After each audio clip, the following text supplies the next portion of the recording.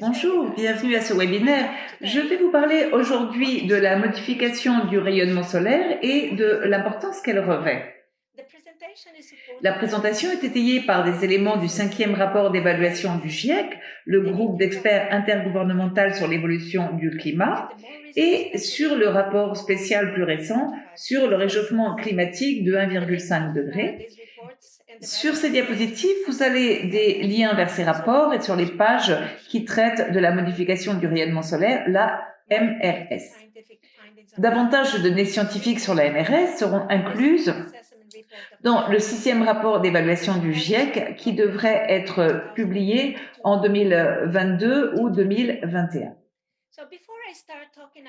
Avant de commencer à parler de la modification du rayonnement solaire, rappelons que le rayonnement solaire est le rayonnement émis par le Soleil dans différentes longueurs d'onde, fournissant la chaleur et la lumière nécessaires à la vie sur Terre.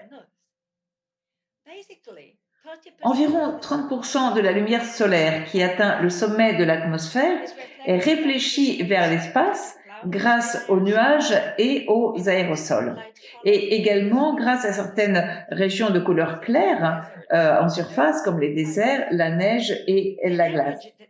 L'énergie qui n'est pas réfléchie vers l'espace est absorbée par la surface de la Terre et l'atmosphère, et pour équilibrer cette énergie entrante, la Terre doit rayonner en moyenne la même quantité vers l'espace. Et elle le fait en émettant continuellement des rayonnements de grande longueur d'onde. Mais les gaz à effet de serre absorbent une partie du rayonnement infrarouge émis par la surface de la Terre, emprisonnant la chaleur à la surface et dans la partie la plus basse de l'atmosphère. Et cela crée l'effet de serre et augmente la température moyenne à la surface de la Terre.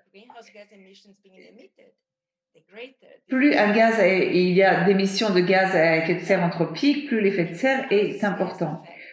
Donc, si l'on peut réduire l'effet de serre, l'énergie peut être émise de façon plus efficace et la température moyenne en surface sera réduite. Et également, si moins de lumière est absorbée par la Terre en la rendant plus réfléchissante, la température moyenne sera également réduite. Nous avons identifié des moyens de modifier l'équilibre du rayonnement de la Terre, y compris en dépassant le rayonnement des ondes longues qui retournent vers l'espace, en modifiant la concentration des gaz à effet de serre dans l'atmosphère, et en changeant également la fraction du rayonnement solaire qui est réfléchi vers l'espace.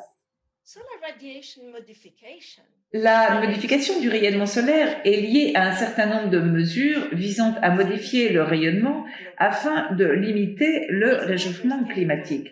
Ces mesures peuvent consister à réduire la quantité de rayonnement solaire qui atteint la surface de la Terre, mais elles peuvent également permettre que moins de rayonnement à grandes ondes soit émis en retour, en réduisant par exemple l'épaisseur optique des nuages qui piègent, comme le font les gaz à effet de serre.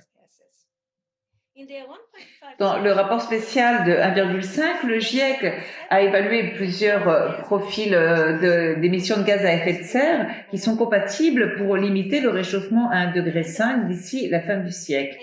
Et dans certains de ces profils, que l'on appelle les profils de dépassement, le réchauffement dépasse 1,5 degré avant la fin du siècle, mais retourne à ce niveau en 2100.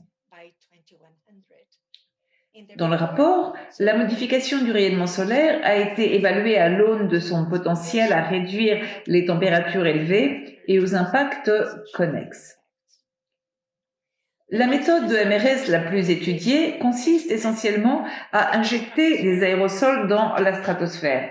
Donc, on injecte un gaz dans la stratosphère qui se transforme alors en aérosol, réfléchissant davantage de rayonnement vers l'espace, ce qui fait que moins de rayonnement est absorbé par la surface de la Terre. Cela produit un effet de refroidissement comme celui que nous avons observé lors d'éruptions volcaniques explosives. La littérature scientifique s'accorde largement à dire que la MRS pourrait effectivement contribuer à limiter le réchauffement à moins de 1 degré Celsius. D'autres méthodes, moins étudiées, comprennent la modification de l'albédo, qui modifie la fraction du rayonnement solaire réfléchi par des surfaces plus rafraîchissantes, comme par exemple le blanchiment des toits.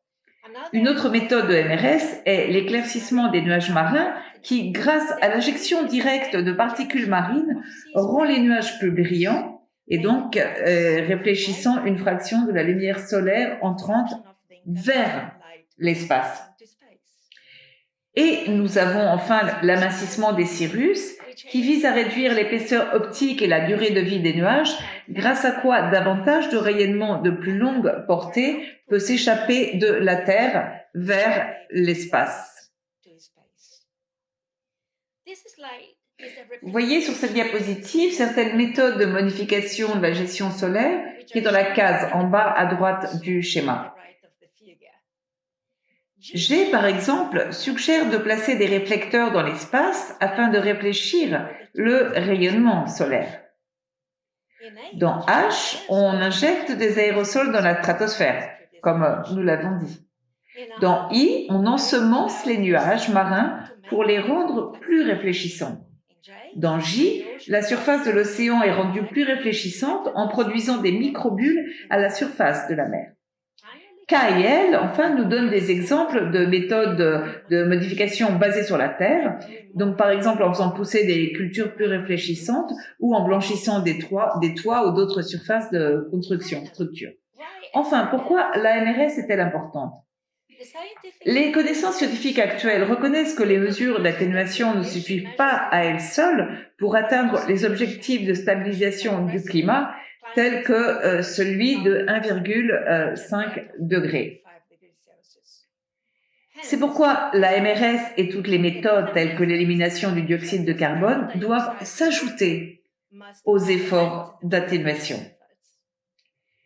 L'étude et les modèles, des modèles théoriques suggèrent que certaines méthodes de MRS pourraient contrecarrer une partie des effets du réchauffement climatique dus aux fortes concentrations de gaz à effet de serre anthropiques. Mais le niveau de compréhension de la MRS est faible et il est difficile d'évaluer la faisabilité et l'efficacité des méthodes proposées. Toutefois, le GIEC reconnaît qu'on en sait suffisamment pour identifier certains avantages potentiels qui doivent être pondérés par rapport aux effets secondaires connus, dont certains n'ont peut-être pas encore été identifiés. Donc, en résumé, la MRS peut contribuer à éviter des augmentations de température potentiellement catastrophiques, mais elle peut avoir des effets négatifs sur les conditions climatiques mondiales et régionales, que d'autres collègues aborderont tout au cours de ce webinaire. Je vous remercie pour votre attention et j'espère que ceci vous a été utile.